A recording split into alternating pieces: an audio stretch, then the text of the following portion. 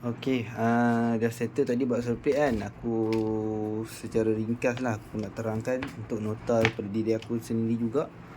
Okey, paling part penting yang selalu orang beli DIY sini adalah part pump ni lah. Ni water pump dalam ni. Nampak? Okey, apa boleh tengok kat YouTube lah cara nak keluar ke water pump ni. Apa kena congkeh daripada bawah dan sebagainya lah. Aku tak nak terangkan lah bab tu.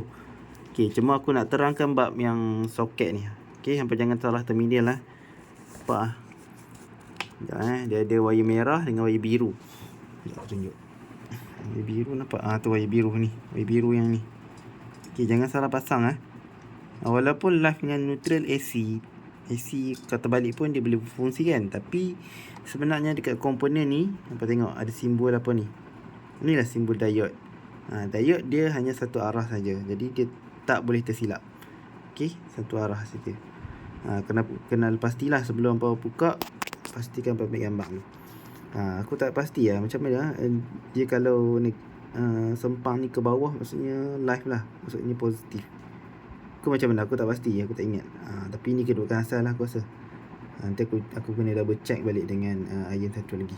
Ataupun tengok je dekat Shopee ataupun Google water pump yang macam ni. So apa tengok macam mana orang review kan, tengok kedudukan asal. Okey, tu water pump. Water pump ni boleh test direct boleh test direct dengan AC. Pastikan apa ada wire jumper macam ni. Ni. Ni satu live, satu neutral, lepas tu soket ni masuk ke plug.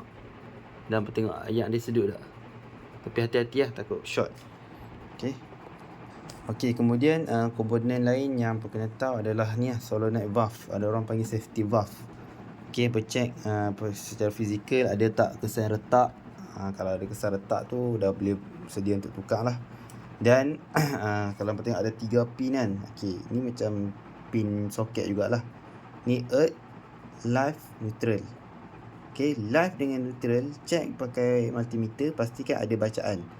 Bacaan dia yang normal adalah 0.846, lebih kurang tu lah, 0.846 kilo ohm. Pastikan live dengan earth tak ada bacaan OL. Pastikan neutral dengan earth pun tak ada bacaan.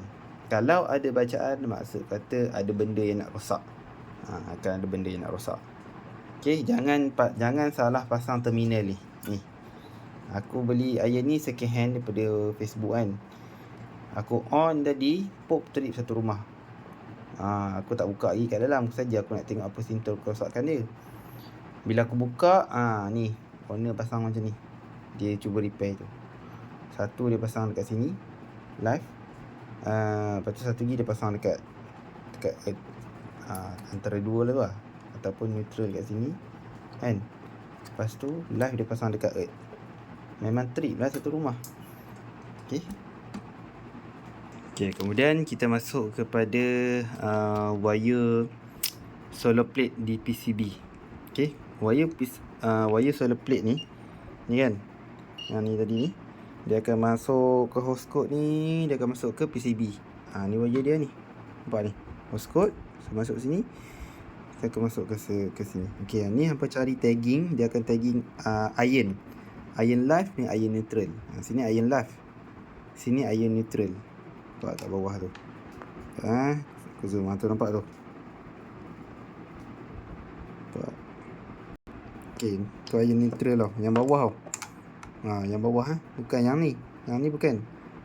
Yang ni yang lain, yang bawah ni. Okey, so hampa boleh check continuity. Hampa touch kat sini. Satu.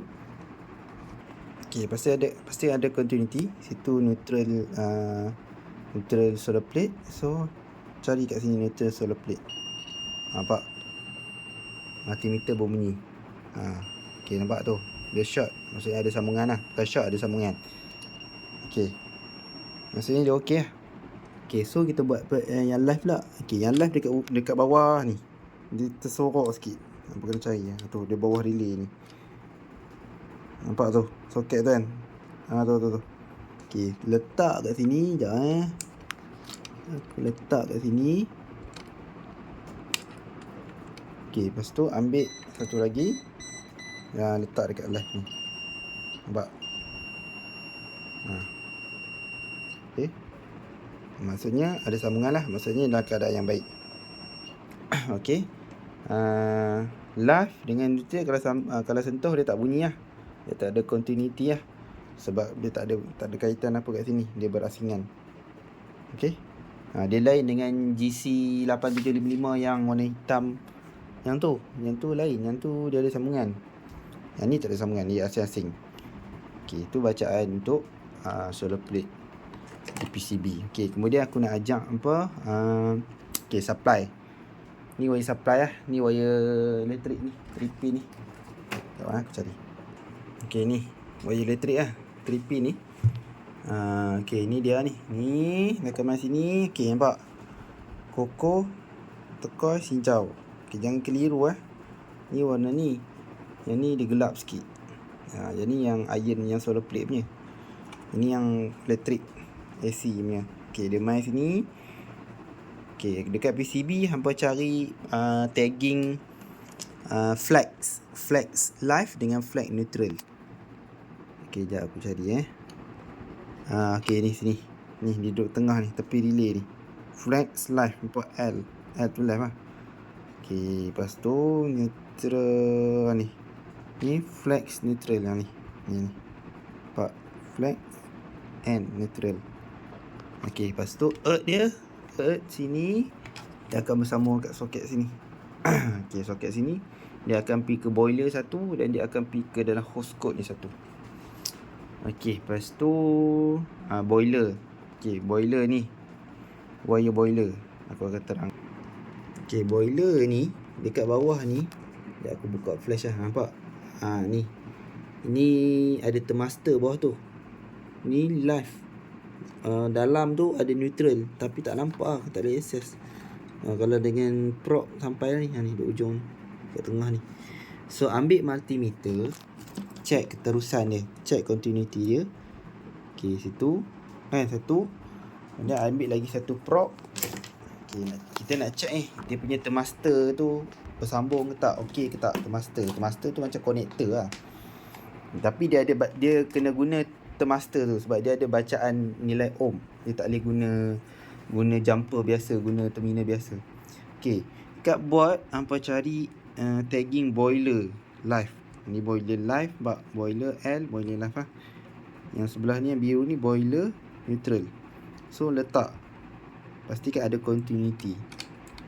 Sekejap ni tak lekat. Okay, ni satu. Dia tak lekat ni. Okey, macam tu satu. Ni nampak? Okey, ni tak bunyi kan? Tu ada bunyi. Kita lepas, meter tu jatuh, kita sambung, meter tu naik. Maksudnya ada continuity dan thermistor tu dalam keadaan yang okey. Kemudian kita test pula di neutral. Okay, neutral okey. So kita letak dekat tengah ni. Dia payah sikit nak access. Kena cari. Sekejap aku cari Okey, payah Aku dah cuba tak sampai bawah tu. Okey, tapi nak tahu dia okey ke tak, cara yang lain. Ni letak kat neutral. So dekat bawah ni dia akan saling berkait tau. So hampa akan letak dekat live, dia akan bunyi juga. Nampak? Ni live kan, live boiler kan. Okey, letak. Dia akan bunyi juga. So maksudnya dia okey lah, dia bersambung dengan neutral.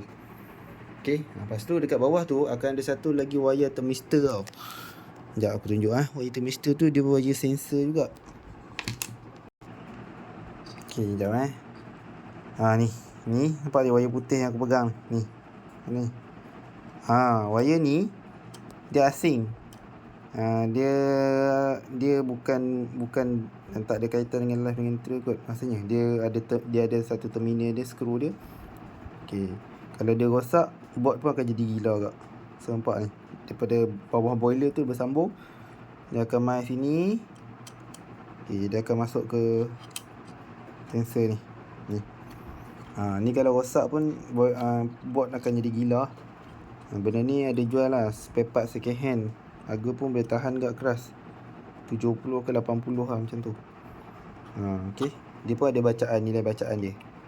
Aku tak ingat bacaan ni berapa lah. Nanti aku kena check balik. Okey, aku rasa itu saja kot perkongsian aku. Boiler ni kalau rosak tukar, tapi mahal lah modal dia. Modal mahal. Solenoid ni tak mahal, murah je, 40-30 boleh dapat.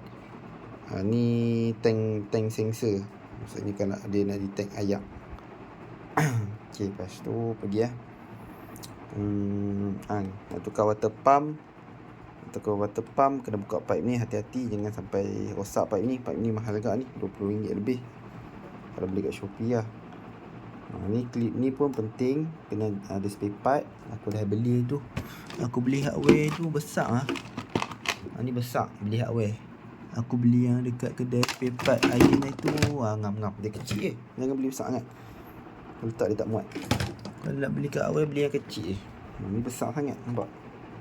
Besar sangat, tak boleh. Beli yang kecil, paling kecil. Kat DIY pun ada rasanya. Okey, aku rasa itu saja kot perkongsian aku untuk kali ni. Satu lagi ni, CX2. Ni kapasitor CX2, ada 2 biji untuk model ni.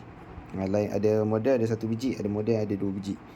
Model ni ada 2 biji, 1 dengan 2. Nilai kena check dekat body dia. Biasanya air Philips pakai 3 lah. Satu 0.047, yang kedua 0.47 UF, yang ketiga 0.1 UF.